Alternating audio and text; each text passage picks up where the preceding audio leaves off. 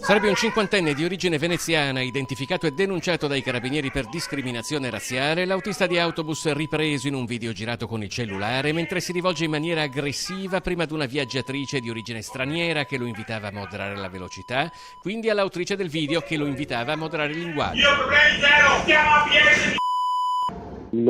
Diciamo che a noi non è stata data comunicazione, insomma, di un nome, per cui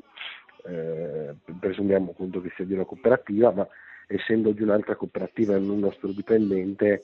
quello che possiamo fare è limitarci di scrivere alla cooperativa, come avevamo già annunciato, e chiedere che persone che si comportano in questo modo sul mezzo pubblico non guidino più un autobus di linea, ecco. Aveva definito un comportamento molto grave quello che si era visto da questo filmato. Diciamo che c'era una violenza verbale nei modi che